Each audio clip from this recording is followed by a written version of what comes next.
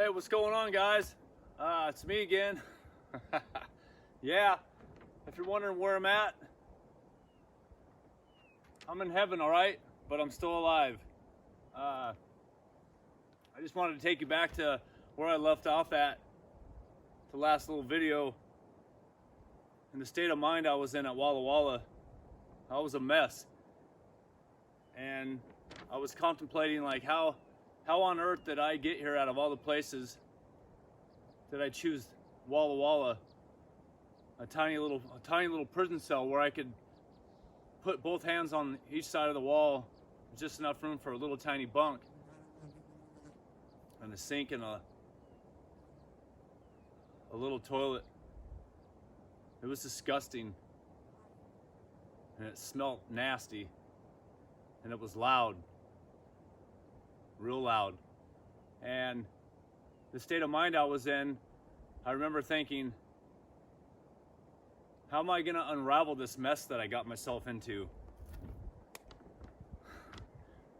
So I started asking, I requested some books, which they brought a few weeks later.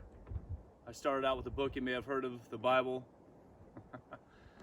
That brought me lots of comfort, a little direction, a lot of surrender, and I started learning about forgiveness.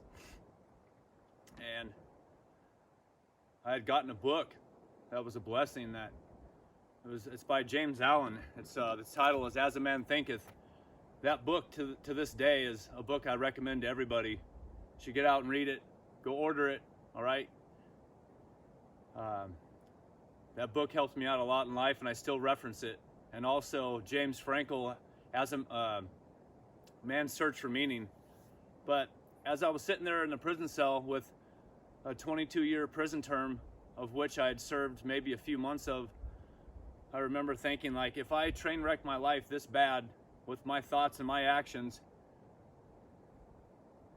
that I could turn it around and head the other direction, and with a whole lot of positivity and creative thought.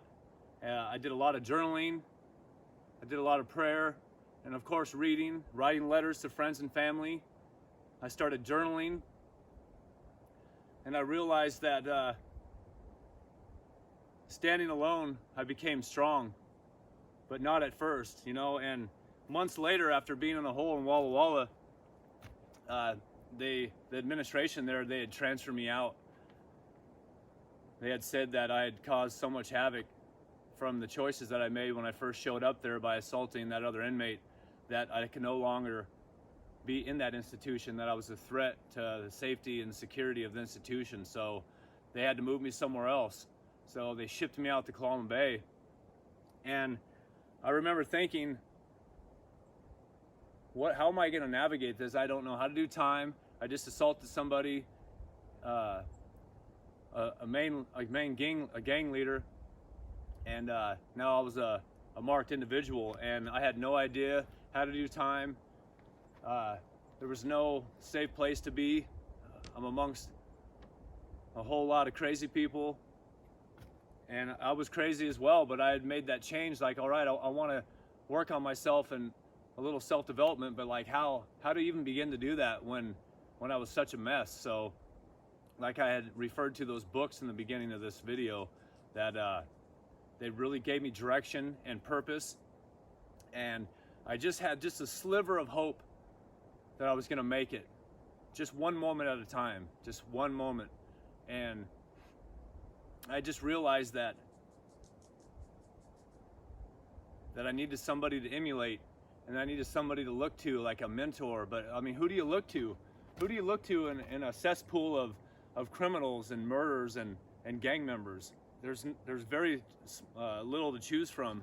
And I just set out and I started doing a lot of programming, a lot of self-help classes, and I realized that the volunteers that had came in, that they were a bright and shiny light in a dark place. And so I just started signing up for every class, and I was a sponge, soaking up any positivity that they could offer. And it was very difficult. It was very fearful, a lot of anxiety, a lot of heartburn. I got sick a lot. I remember vomiting over and over again each day as the doors racked. I was heading out to breakfast, lunch, and dinner, and there was always violence, assaults, stabbings. Ow. And and I just thought, I'm just gonna survive just one day at a time. Ow. These freaking horseflies are dangerous out here. I guess I'm not in heaven. Jesus. So I just want to really encourage everybody and to motivate you guys to know that my greatest success isn't what I've accomplished, it's who I've become. All right. I'm reaping the rewards of hard work pays off, and self-development and positive thinking, but it came with a lot of hard work and dedication. And I just love life so much today, and that I'm able to come up here and be up in the wilderness with my bike, my little backpack. Ow, and the horsefly.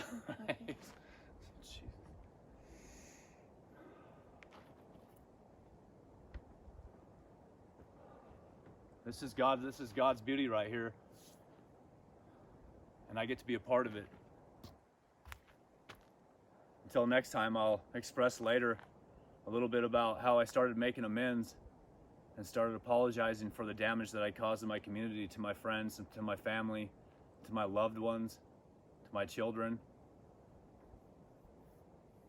and to all the people that I hurt. Don't forget to subscribe and like, all right? I love you guys.